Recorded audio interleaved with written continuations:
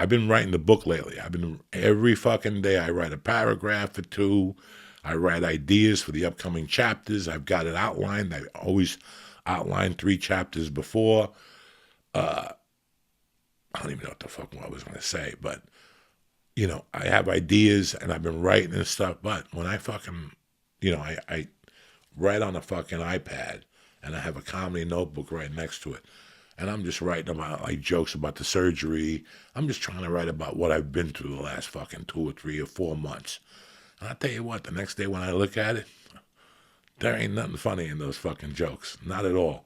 I mean, I laugh a little bit, but it's not that. So what I'm going to do is this. I'm going to do these. My wife said that maybe the problem is that since the shows are, somebody else is telling me this, that since the audiences are smaller, it's tough to really gauge, and that's why you really don't like it. But that's just, I could tell you that lie also. That's not what's bothering me. What's bothering me is that I did my job. I burnt out. I just burnt the fuck out. I did my job. I did it as hard and as best as I could. I put everything I had into those fucking things. When I did those stories for Ari's, those stories were great, but they're not great because they wrote themselves. I had to fucking sit down and write them, and, it's a process. Comedy is a fucking process, and it's a lot of work. And I put the work in, and I hope that what I'm going to do is this. I'm going to do those 7 shows at Vinny's. I'm going to listen to the recordings. I'm going to see how I feel, and then make up my decision. If I'm not ready in April, then I'll just take the fucking summer off, and I'll get on stage when I'm ready. If Jimmy or Rich have a show and I want to do a guest spot, I'll jump in on that. The Sopranos, The Many Saints of Newark comes out in September. That would be the ideal time for me to go out after that. Let's see how I fucking feel. Right now, this is the truth of the matter. The truth of the matter is I did something that I thought that me or nobody else thought could be done. I never thought I would see myself in the position I saw myself. Selling out the Chicago theater, selling out the theaters in New York, selling out Parks Casino. I really appreciated it, but I never saw it in my future. Not at all. I was very surprised that all that shit fucking happened. So, in my world, let me tell you something. This wasn't supposed to happen. I wasn't supposed to last to 58.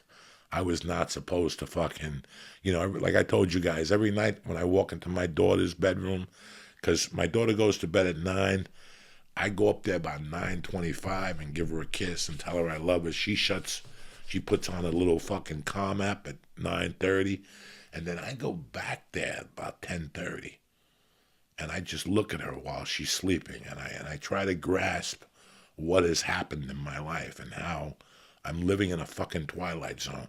This was not supposed to happen. I see myself in that fucking rocket ship, sleeping in that fucking rocket ship. And I'm like, how could this be possible? That I am living in New Jersey. I have a great wife who loves me and I love her. She's my partner in crime. And I got a fucking beautiful daughter. And I had a daughter that doesn't talk to me. We stopped really having contact with each other. Like I left her when she was 5 and I picked up right off. It's like nothing fucking changed. Nothing changed. But where I'm at today, I never saw myself. I saw myself doing comedy till I OD'd or died on the road or something. I didn't see myself being 58 with a beautiful fucking daughter and a house and a beautiful wife and having my choice on whether or not I want to do comedy. I mean, I'll get a job. I don't give a fuck. I'm ready for something else. Like, I'm just ready for something else, If you guys listen to Rogan, you heard my ads on Spotify.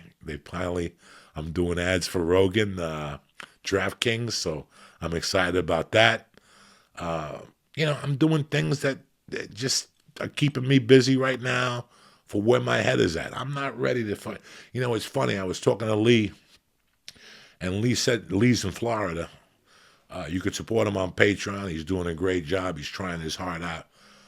He went to Florida the other night. This is very interesting. Lee said that he walked into a restaurant with his dad, and there was 100 people easily with no mask on, just sitting there eating. And he said that he had he leaves like, I don't get anxiety attacks, but I got an anxiety attack. I go, what do you mean? He goes, I couldn't sit there. That was the first time I had seen 100 people since fucking March. He goes, I almost had a fucking heart attack. So last week, the AP did a poll, and they were talking about people fucking, what people think now that the vaccine is out. Do you know that fucking like 40% of people said that they feel comfortable inside even with the vaccine? People still don't feel fucking comfortable. There's a ton of people, some that you do know, some that you don't know. I know a handful of people that have not even left the fucking house since the pandemic started. I can name 5 motherfuckers I know on the personal that have not left their house since the pandemic. So if I know 5 fucking people, we all know people. We work with people. Maybe you haven't seen them because you don't work with them. Maybe they haven't left the house. There's other people that are living their life like there's nothing out there. God bless you. I don't give a fuck how you live your life. I just want you to be fucking healthy. But Lee said it was too much for him. Like, he wasn't even prepared. He said he grabbed his dad and he goes, we got to take it to go. I'm not ready to be around 100 people. So that's the same with us. With me, what am I going to do the first time I go out there and see 300 people on a fucking stage? I'm not going back to theaters. I doubt they're going to put me in a fucking theater and I'm going to do, half of those people are broke right now.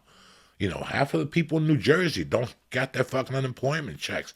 And that's going on all around the fucking country. They're talking about these stimulus checks coming out, but these checks ain't coming out. People are fucking hurting. How do I know? Because every week I get a call. I send out money. I try to help my friends. I got 20 friends that are fucking having a hard time right now. I have comics. You guys know that when I get the Patreon fucking check, I start sending out little fucking PayPals to friends of mine that I know they're fucking missing meals. They don't have to fucking ask me. I know what they're going through. I knew what they were making. So I don't mind because you guys are helping me out on the fucking Patreon, so I pass it on. This is what we do. We got Mike, we got, I still haven't donated the fucking thing yet. I'll do that tonight. Thank you for reminding me. It's the fucking 10th. I want to make a donation to Barstool Sports. He's helping out fucking businesses. I'd love to fucking be a part of that and for your names to be a part of that. So if you check it, it'll be under Jose Diaz.